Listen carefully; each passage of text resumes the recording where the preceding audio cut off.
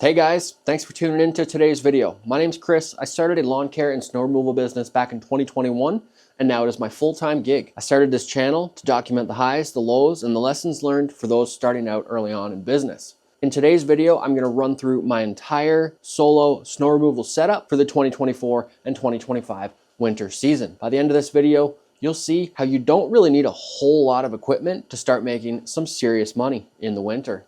Let's dive in. So we'll start with the truck. This is a 2013 GMC Sierra half ton. We got a 5.3 liter V8 engine under the hood, 4-wheel drive, and dedicated winter tires. So this thing is an absolute beast in the snow. Now, most of the time I'm out working late at night, and what I do is I slap this safety light bar up on top. This thing lights up the neighborhood at nighttime, making sure everybody sees me. Safety first, always. Now, on to the snow blowers. This is my workhorse, the Toro 821 RC commercial snow thrower. I've thrown this thing into thick, wet, back-breaking, heart attack snow, and it powers through like you wouldn't believe. Its rubber paddles clear down right to the pavement and help protect those delicate, fancy surfaces like your exposed aggregate driveways. Now these paddles, they also double as a self-propel system. This little machine basically pulls itself along.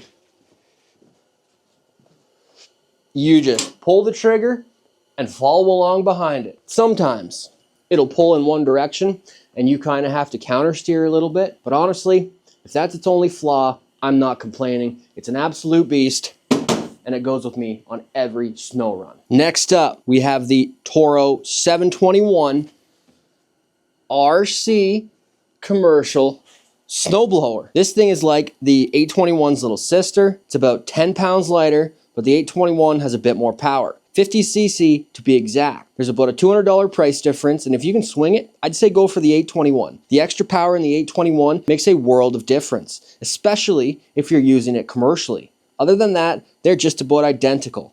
That said, the 721 holds its own as a reliable backup snow thrower. Now let's talk about Bertha, my Toro 1028 LXE snowblower. This was the first snowblower that I got for my snow removal business. Back then, I always thought bigger was better. Now that is the case in most cases, but not necessarily for your primary snowblower. When I saw this on Facebook Marketplace for 800 bucks, I jumped on it. It's a 2-stage snowblower with a Tecumseh Snow King engine. They don't even make those anymore. It's been through a lot, but for those massive snowfalls and clearing windrows at the end of your client's driveway the next day after they freeze up and they're all hard, well, that's where this thing shines, and that's why I keep it. In my opinion, a 2-stage snowblower is absolutely essential to your solo snow removal lineup. Sure, it's old, but it still throws snow like a champ. Next up, we'll talk about the shovels. So I'm not gonna spend a whole lot of time on this. What you got here is a shovel. Specifically, it's a Garrett Pro Series industrial grade shovel. At the end of the day, as long as it pushes snow and scoops snow, and well, I don't think it really matters a whole lot. I know there's some expensive shovels out there. Definitely steer clear of the dollar store, but I think anything at Home Depot, Rona will serve you just fine. That's that's about it for the shovel. We got a another Garrett product. It's a sidewalk scraper. It kind of goes without saying what that's for. Breaking up ice accumulation and any super hard pack that you gotta chop up. You kind of, what you see is what you get. It breaks stuff up. It looks like it was actually used in some dirt. And of course, in the truck, I carry a variety of different items for any given situation. Items such as a high-vis vest, high-vis coat, fire extinguisher, first aid kit, burn kit, jumper cables, tool kit, straps, portable air compressor, extra gloves, headlamp, and a flashlight. Everything has its purpose, and it's all about being prepared for whatever winter throws at you. Now, for the usual couple-inch snow event, I'll throw the Toro 821 and a snow shovel in the back of the pickup truck, and that's it, no nonsense. As a solo operator, I keep things simple and efficient. Every piece of gear has its purpose, and the goal is to keep moving fast. Now, I've been at this for a couple years now. I by no means know everything, actually not even close, but I've definitely learned a few things since I've started that I could share with somebody that's just starting out or earlier on in business. So what we're gonna do here is end this video with a couple pro tips to help you out. So first of all, I would recommend you stick with a specific type of property.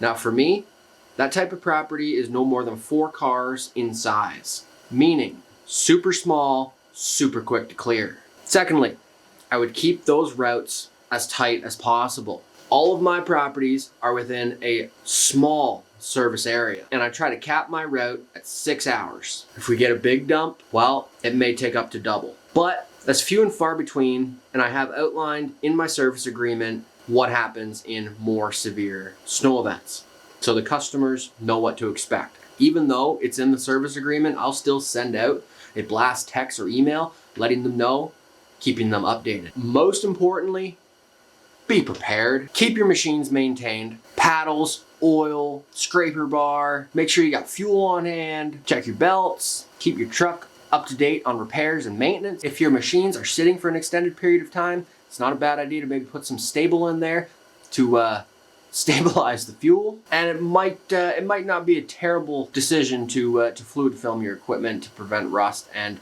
honestly just maximize the life of your machines. Winter's unpredictable, and even when you're ready, things can go sideways pretty quickly. So it's always better to over prepare.